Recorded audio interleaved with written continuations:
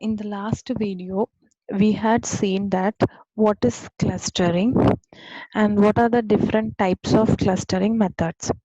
So we had four classifications for the clustering methods: partitioning method, density based method, hierarchical methods, and grid based methods.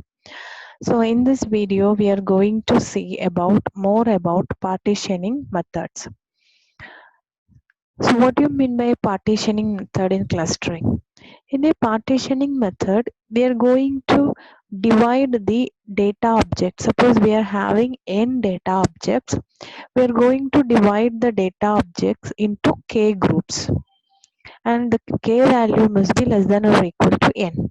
That means each group at least one object must be there.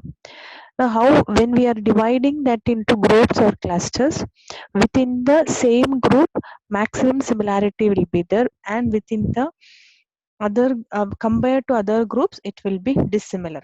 So, in partitioning method, suppose we are having n objects, we are dividing that n objects into a set of k clusters based on some particular criteria or some particular attribute.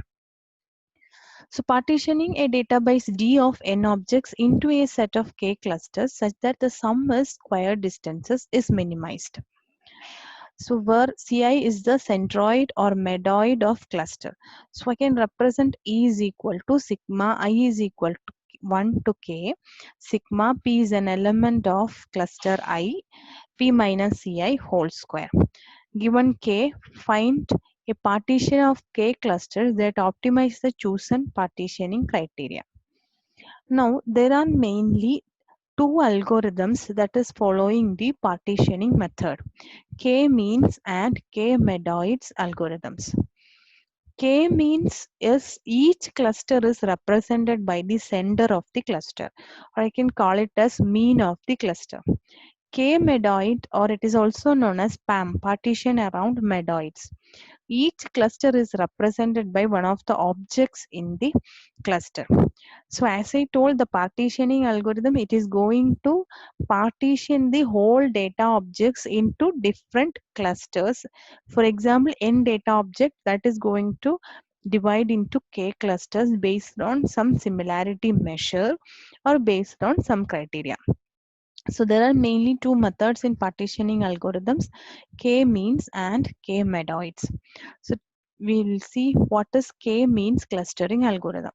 Now in the k-means clustering method, k stands for how many number of clusters we are going to make, and that k will be the input will be given by the person who is doing the process, or the programmer who is doing the implementation. So in k-means clustering algorithm, k is representing the number of clusters that we are going to make in a set of data. The steps in a k-means clustering algorithm are: partition objects into k non-empty subset, compute seed points as the centroid of the clusters of the current partitioning. The centroid is the center, or we can call it as a mean point of the cluster. Assign each object to the cluster with the nearest seed point. Again, go back to step 2, stop when the assignment does not change. So this is the procedure of k-means algorithm. So how k-means algorithm is working, we will see through a example. So we can see in the first data set, this is our set of data, right? The initial data set, we are having these many data set. Now we can input what is the k value, right? So here it is given in this example, k is given as 2.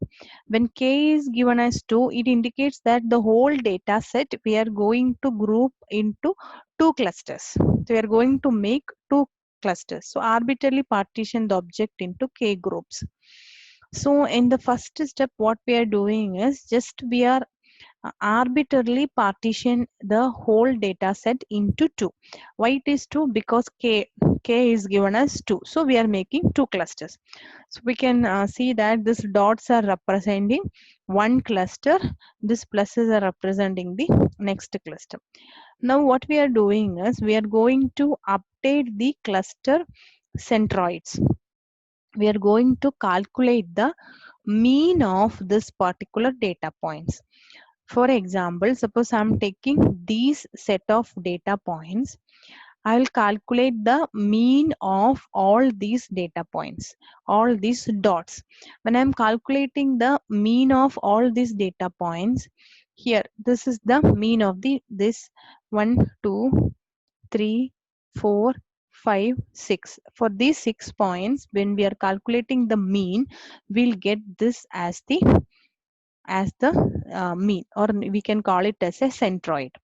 Now again, for this data set, these points will calculate the mean. So these points 1, 2, 3, 4, 5, 6. For these 6 points, we'll calculate the mean. So that mean point is coming here. So as of now, what we did is we are having the set of data points. Among these data points, we are going to make k is equal to 2 clusters. So first we arbitrarily divided the data set into 2, and for each data set we calculated the mean point. So for this data set, this is the mean point, and for this data set, this is the mean point. Now what we are going to do is we are going to compute the distance of each object from this centroid. So I'm going to calculate the distance of this from this point to all other points. So we can make use of any of the distance formulas, like Euclidean formula or Manhattan distance formula, anything. So similarly, I'm taking this point also. From this centroid, I'm calculating all the distance from all these points. So when you are calculating the distance, for example, take this particular point. I'm calculating the distance between these 2 points. Similarly, I'm calculating the distance between these 2 points, this centroid and this point, and this centroid and this point, and whichever is the minimum. Suppose this distance is minimum, that indicates that this particular point is belonging to this cluster. Now another example, suppose this point, I'm taking this point and I'm calculating the distance between this point and this centroid, then again the same point and this centroid. And suppose this, if I'm calculating this distance is smaller than this distance, this indicates that this particular point is belonging to this cluster, not into this cluster. So like this, when I am calculating the distance between each point and the centroids, whichever centroid is giving the small distance, then that point is going to belong to that cluster. So after calculating the distance from all the points to the centroids, we are going to rearrange the cluster based on the smallest distance. So when we are rearranging this particular cluster, this point will belongs to, instead of belonging to this plus, instead of belonging to this plus category, this point will belonging to this category. So again the cluster will be changing. So this will be one cluster, this will be another cluster. So what is next step is, whatever the new cluster we got, again we are going to calculate the mean. Whatever the new cluster we got, again we are going to calculate the mean. So when we are calculating the mean with the new points, we'll get the first cluster's mean here and the second cluster's mean here, right?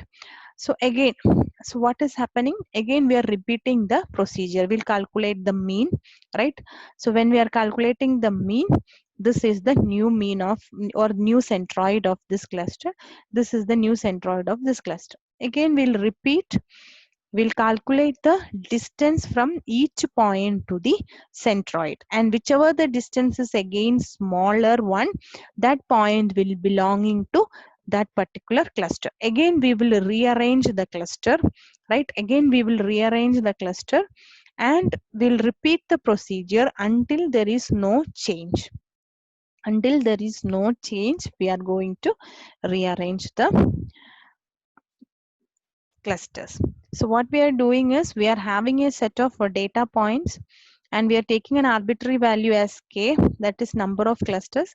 Then we are arbitrarily dividing the clusters into the whole data points into two clusters. We'll calculate the mean of each cluster and that mean is representing the center of that cluster. Then we'll calculate the distance from each point to that particular centroid, and whichever the centroid is giving the minimum distance from a particular point, then that centroid, that point is belonging to that particular cluster. In a similar way, we will rearrange the cluster with the minimum distance points. Now after rearranging the cluster with the minimum distance point, then again we will calculate the new mean. So or that new mean will be the new centroid of that particular cluster. Now the new, with the new centroid, again we will calculate the distance. So this again will get a new cluster, new mean. Again this, so this procedure will be repeated until there is no change. So this is known as, this is an example of a k-means clustering algorithm. Now we'll see one more problem in this.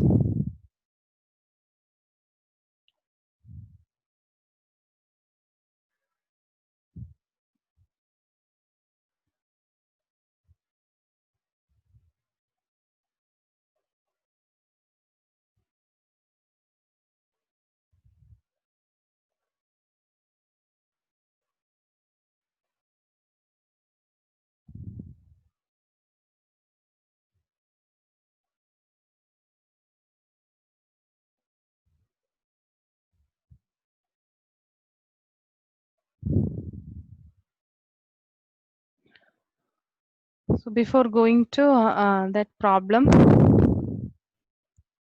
we'll see some more facts about the k-means, the strength of the k-means algorithm. So the efficiency of k-means algorithm, it is order of t into kn, where n is the number of objects, k is the number of clusters, and t is the number of iterations. So the efficiency of k-means is order of t into kn, where n is the number of object, k is the number of clusters, and t is the number of iterations. Now if we compare this with PALM, that means Medoid method.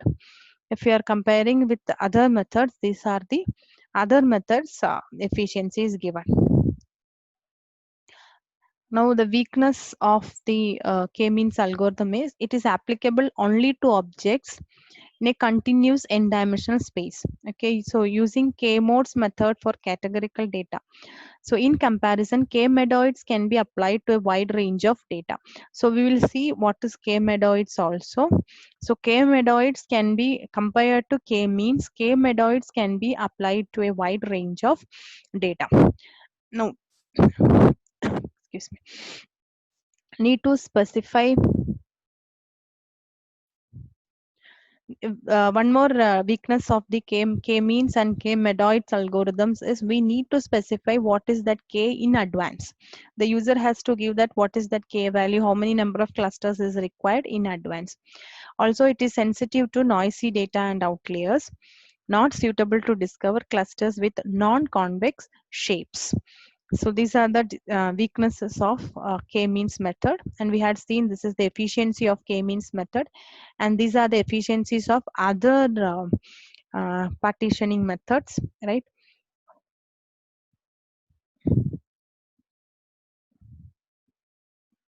Now we will see variations of k-means method. So most of the variants of k-means which differ in selection of the initial k-means, right? Then dissimilarity calculations, whatever the example just we had seen, it is based on similarity is calculated using the Euclidean distance. So variations can happen in dissimilarity calculations, strategies to calculate cluster means, etc. So these are now handling categorical data, k modes. In k modes means what is the difference between k means and k modes is In k-means algorithm, the centroid is calculated by the mean of the data points. In a k-modes method, the centroid is calculated with the modes of the data points. So replacing means with means of clusters with modes in k-mode. So k-modes actually it is a variation of the k-means algorithm. So using new dissimilarity measures to deal with the categorical object, using frequency based method to update the modes of clusters, a mixture of categorical and numerical data, k prototype method, etc.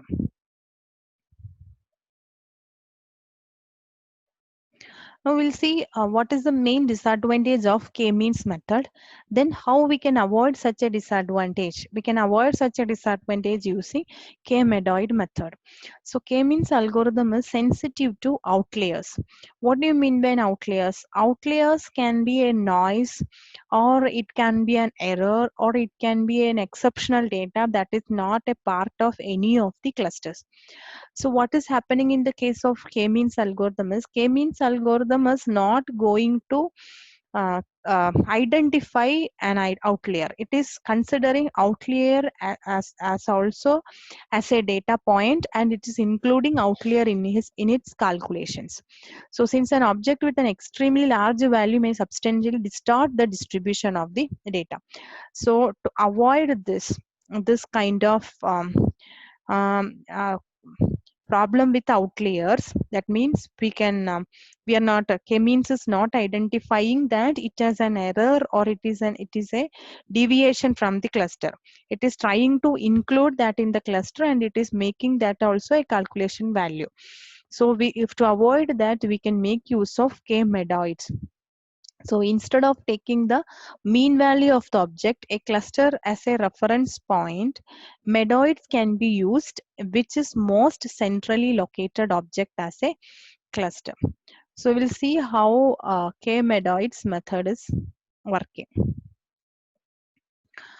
So these are the data points, and as we told, k is equal to 2 means we are just dividing that into two clusters arbitrarily, as we did in k means. We just divided into two clusters. This is the first cluster and this is the second cluster. Now arbitrarily choose k objects as initial medoids. So among these data points, we can arbitrarily take any point as the medoid, as the centroid. So you can see that in a k-means method, we apart from the data points, we are taking we can take any other point as a mean or the centroid of the cluster. But in the case of k-medoid method, we are taking the centroid as among any one of these points only, not outside points, only the data points, any one of the data point itself we are taking the centroid. So for example, for this cluster, this is the centroid, arbitrarily taken medoid or centroid, and for this cluster, this is the centroid. So based on that, if I'm assigning each the remaining object to the nearest medoids. So if you are assigning, we are calculating the distance from this medoid to this point, this medoid to this point, this medoid to this point, like this, from one medoid to all other points. Similarly, from this medoid to all other points, and whichever is giving the minimum distance medoid, that particular data point is belonging to that cluster. For example, if I'm taking this point, this distance is smaller than this distance, so this point will come under this cluster. Similar way, how we did in the k-means method. So we are grouped and made one class, one clusters. Now what we are going to try to do is, now we'll calculate the cost here. How we are calculating the cost? The distance itself we can taken as a cost. So I'm calculating what is the cost of from this medoid to this point, this one to this point, and this one to this point. Okay, again from this to all other points. So now I calculated a cost, and I'm getting a cost here, some 28 or something like that. I'm getting a cost here. Now I'll take another medoid. For example, if any one of the clusters I'll take.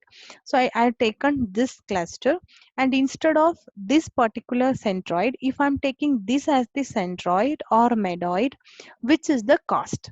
So randomly select a non-medoid object. I can call it as a or random.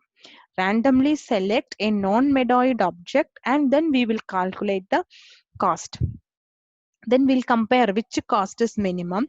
If I'm keeping this as the data point, whether that cost is minimum, or if I'm keeping this as the medoid, that is minimum. So whichever cost is minimum, that is going to become the new medoid, and then again we will be repeating the procedure until there is no change in the cost. So this is what is known as actually the k-medoid algorithm. So initial steps are almost similar to that of the k-means, because we are taking arbitrarily k value we are taking, and just like that we are dividing into two clusters. Two clusters, k is equal to 2, so two clusters we are dividing. Now after that we are taking any one of the data point as the medoid or centroid of the cluster. Then we will calculate the distance, whichever it is giving the minimum distance, that in that medoid or that centroid the data point is going to come. Now we'll calculate the cost. After calculating the cost, we will take any one of the cluster, and instead of keeping the current centroid or medoid, if you are taking a new medoid, what will be the cost, whether it is reducing the cost or not. If it is reducing the cost, then that will be the new medoid. Again we'll repeat the procedure. So this kind of procedures will be it will help us to identify some from far point or some kind of outliers, and we can solve it. Okay, medoid clustering method. Find representative objects or medoids in clustering. In clusters, it is also known as partitioning around medoids. So as I told, it starts from the initial set of medoids and iteratively replaces one of the medoids by one of the non-medoid if it improves the total distance as the resulting clustering. So cost, we can take either distance as, or we can calculate the cost. Cost also can be calculated based on the distance. So PAM works effectively for small data sets but does not scale well for the large data set due to its computational complexity. So efficiency improvement on PAM can be done in Clara and Clarence. Clara is PAM on samples, Clarence is randomized resampling. So what we have seen in this video is partitioning method. So what is partitioning method? In partitioning method, the total number of objects will be divided into k number of clusters based on some similarity measure. It can be a distance measure or it can be any other attribute. So there are two main important methods in partitioning. One is k-means and one is k-medoids.